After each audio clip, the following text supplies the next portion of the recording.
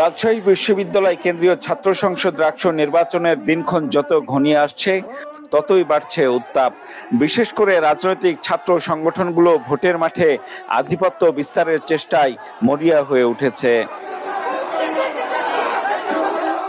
রাকসু নির্বাচনে প্রার্থীদের মনোনয়ন সংগ্রহের শেষ দিন ছিল রোববার। তবে সকাল থেকেই রাকসু কোষাধ্যক্ষের কার্যালয়ের প্রধান ফটক ঘিরে অবস্থান নেয় ছাত্রদল। তাদের দাবি, ভোটার তালিকায় প্রথম বর্ষে ভর্তি হওয়া শিক্ষার্থীদের নাম অন্তর্ভুক্ত করার। ছাত্রদলের বাধায় 4 ঘন্টা ফরম বিতরণ করতে পারেনি কমিশন। এ নিয়ে সাধারণ শিক্ষার্থীদের ব্যানারে কয়েকজন সাবেক সমন্বয়ক এবং ছাত্র শিবিরের নেতাকর্মীদের সঙ্গে ছাত্রদলের দিনভর উত্তেজনা ও থেমে থেমে ধস্তাধস্তি চলে। পরে তোপের মুখে পড়ে পিছু হটে ছাত্রদল।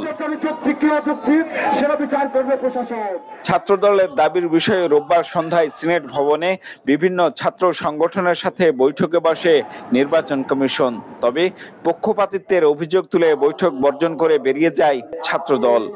আজকে যে ছাত্র শিবির সহ তাদের বানানো ছোট ছোট টিম দিয়ে আজকে বিশ্ববিদ্যালয়ের শিক্ষার পরিবেশ যেভাবে ধ্বংস করেছে, এর জন্য প্রথম দায় এই রাজশাহী বিশ্ববিদ্যালয়ের পাকিস্তানপন্থী উপাচার্য।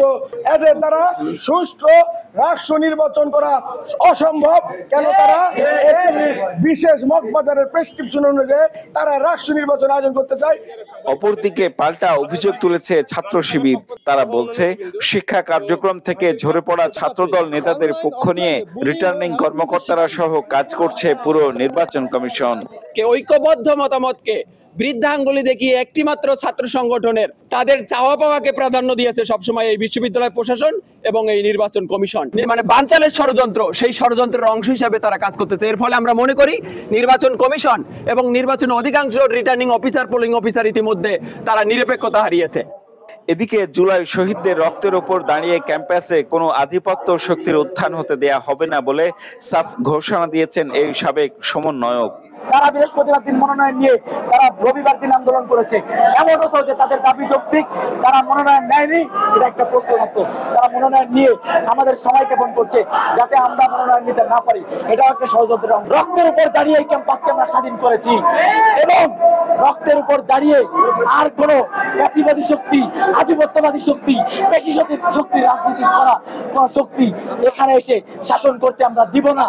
যদিও সব অভিযোগ উড়িয়ে দিয়ে নির্বাচন কমিশনের দাবি, নিরপেক্ষভাবে দায়িত্ব পালন করছেন তারা। পক্ষপাতিত্বের অভিযোগ থাকতেই পারে, আমরা চেষ্টা করব কারোর প্রতি রুষ্ট না হয়ে নিরপেক্ষ থেকে আমরা দায়িত্ব পালন করার। আমার মনে হয় যে আমরা আমাদের পথে ঠিক আছি। আমরা নির্বাচন কমিশনে এই প্রশ্নের উত্তর খোঁজার চেষ্টা করব যে নির্বাচন কমিশন তার 25 তারিখের স্ট্যান্ড ঠিক রেখে তাদের প্রশ্নের উত্তর দিতে পারে কিনা। দিনভর উত্তেজনা চললেও প্রথম বর্ষের শিক্ষার্থীদের বিষয়ে কোনো সিদ্ধান্তে পৌঁছাতে পারেনি নির্বাচন commission. Ziaul Gani Salim, star news, Rajshahi.